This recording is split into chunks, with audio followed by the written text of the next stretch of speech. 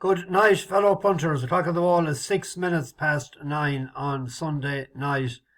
I think I have it solved, but I can't get too cocky until I have two done. I recorded it last night and I got it up on YouTube without, not my usual way.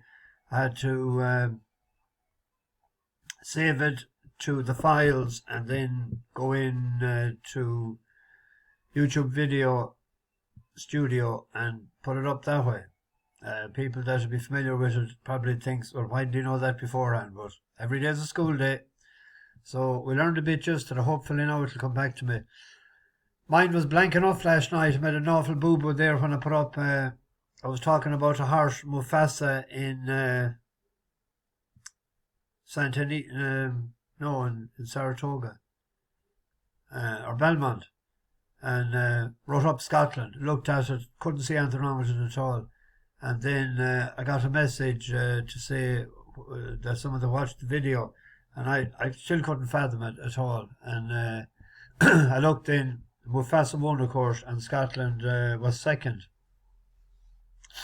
The other races didn't run according to the script. Pace held up in a lot of them, and low on speed actually in a lot of races held on, outsiders and that, and didn't give much chance to the closers. A couple of them were too far back.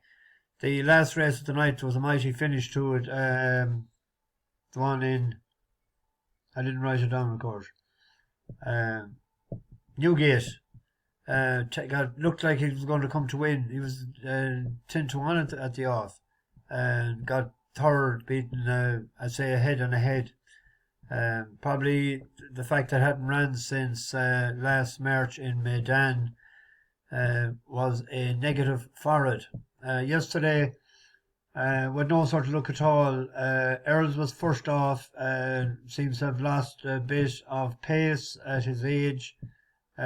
Needs to probably come down about 10 pound. They'll probably work that. Now, Rico was a non-runner. I don't know what the reason for that was. The biggest disappointment of the day for me was that Percy Shelley left him too far back, but I thought he'd be up with the pace, well, closer to the pace. That let me down for a good few pounds yesterday. I fancied that big time. Balmacara was disappointed as well in the Cambridgeshire. Ran where the pace was and where the draw bias was, and faded away unlike it before in other races. So I don't know what the excuse was there. Greek Flower ran its usual race, done a reverse forecast with Kiki. Greek Flower was third. It was second 3 or 4 times before. It wasn't second just today. Toto 2 was fourth out of the money. Decimation, a big gamble on that. Looked threatening coming around the turn for home. Finished second. So the few nice gambles pulled by small yards in Listowel. It's great for them, but when you don't know the forum and you don't know what's going on behind the scenes, punter has much of a chance. Anyway, this is ARC week, this night week. We'll be heading for the airport around this time. I think the flight is sometime around this or 9:30. So away on Saturday morning. Kiprios is going for the Cadron on Sunday. That's the one that Trushan won last year. So I'm looking forward to seeing Kiprios in the flesh, and looking forward to an ARC as well. With the usual ground, not good firm like it was last year. So we'll see what we can do. Looking forward to that big time. I might make contact. I've an idea in my head. I'll relay it later in the week to you for fear anyone might be going. Might meet afterwards somewhere. On to tomorrow, Monday. I have 3. There's a sprint at Hamilton, good to soft. Moonstone Boy has won his last 2, but they're on heavy ground. The horse there that I like to run fairly well, you could nearly back it each way at 9-2, be on the safe side on a Monday. But it won first time out over 5 and a good time. on good ground in May 2023. Ran in a Group 2, a listed, and came back then in 2 handicaps. That was in the Holyrood House. But there was 28 in the field in Royal Ascot, and it ran fairly well. Finished 7th.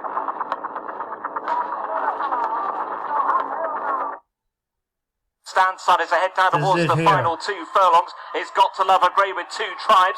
Coming into it now is Tazara and Hedge Fund ridden for more. Dear Hele's under pressure. Brave Empire is trying to stay on. Out in the centre of the course, Pilgrim's just about hit the front. No half measures, though, still with him. Battling away just in behind, then is Blue Storm, and then came Would Hay Wonder. Up to the line they head. Is Pilgrim out in front, and Pilgrim's going to win from Blue Storm. Would Hay Wonder and no half measures are tight in behind for 3rd. Then Chagrin and Dark Vintage ahead. Mon Na Slieve. I think he was the only horse in the race that didn't get a tip of the twig. The Sir Spencer was hands and heels. Then it ran in last time out in a decent enough handicap as well. It's the Class 2. It was 5th, but it's only beaten 2 lengths. Decent horses around it there, both in front and behind it. Tom Eves is on it that day.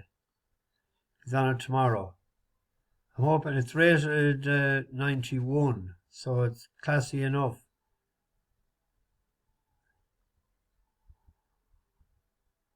£89, dropped £2. Has had wind surgery since. So Moonstone Boy is up £4. I think it won off 76, did it not? It's up 6. If my maths. And that's 76. Yes. 76, and then Strong Johnson changed your mind. That changed your mind. That was a race that I thought, I don't think it was as strong a race as I turned out, because that didn't run too well since, twice. Anyway, that's the selection. For the safety of the net, if you want to back it each way, but I'll put it down to win. In Down Royal, in a nursery, seldom I go, well, I don't have a bet in Down Royal, but seldom I go to a nursery. But there's a nursery here, I think 6 or at least 6 come back to fight it out again, that fought it out in, wasn't it Navan? I had to mix up Navan and Naas. I'd be thinking, well, not driving, but it was Naas actually. It was Navan the time before. It was behind Tommy McJohn. There was 2 groups that side, and El Fontenero won its group, the far side. And this is up against it again, so is Billy Be Quick, so is Eric Luck, so is this one. I think we were in Arizona Beauty that day, ran a howler. But this is the one I'm on about now here.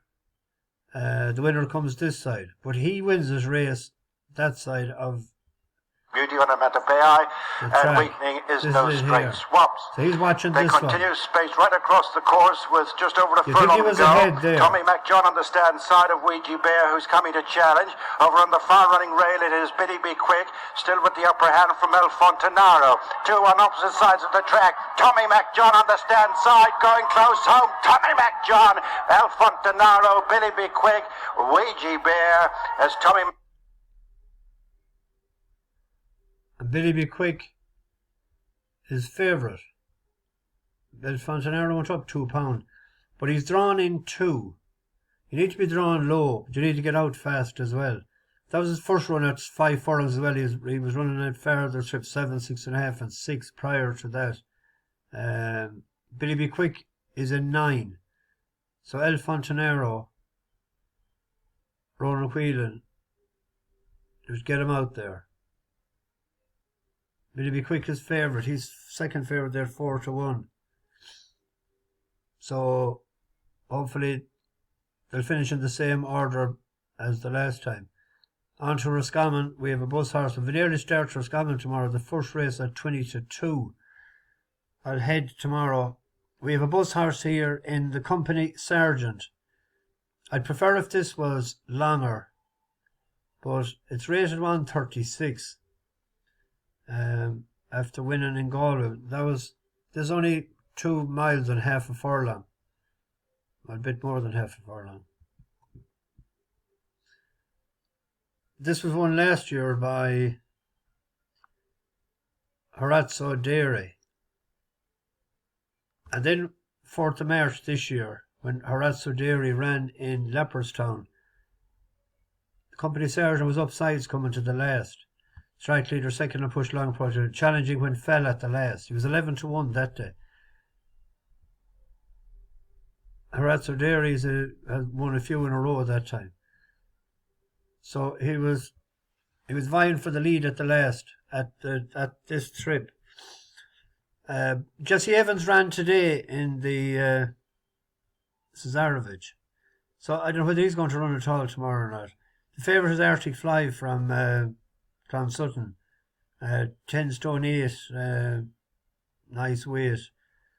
Hopefully there's a bit of pace in it and it'll help us. We're a 4-1 shot.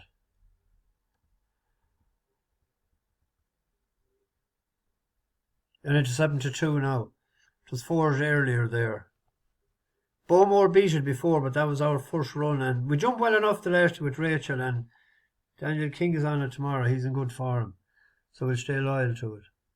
If there was a must-have a bet, if it's heavy ground there's a precautionary inspection at 7:30 a.m. in Windsor.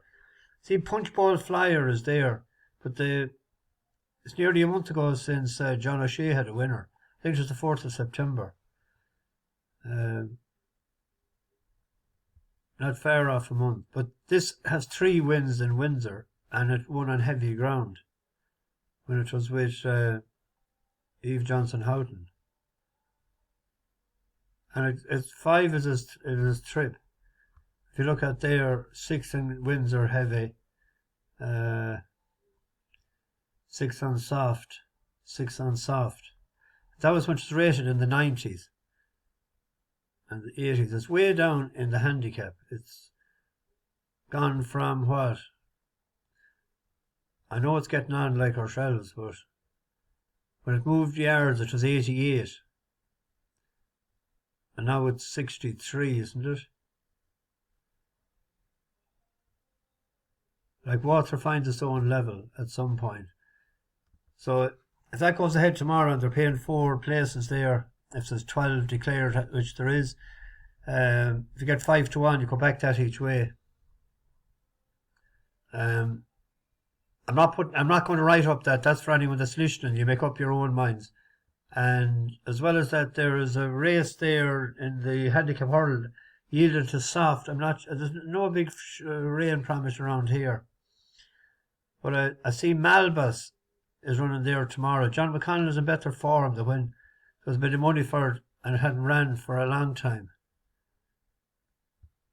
But this horse has never won, sure. 0 for 18. It's been placed a few times, but it was 6th in this last year to Park of Kings. We were on Park of Kings that day. It only ran twice since, but there was a bit of money for him at all favourite. And it was 6th in Bellestown in August. So it'll slip a bit fitter. McConnell's in a bit better form. Let's see what price is it. 6-1 shot. They're paying 5 places at Scattered than there. So make up your own minds. Anyway, I'll try and get this into the oven. A different kind of an oven. But we'll get it cooked up anyway and get it uploaded, as they say. Bash the bookies over and out.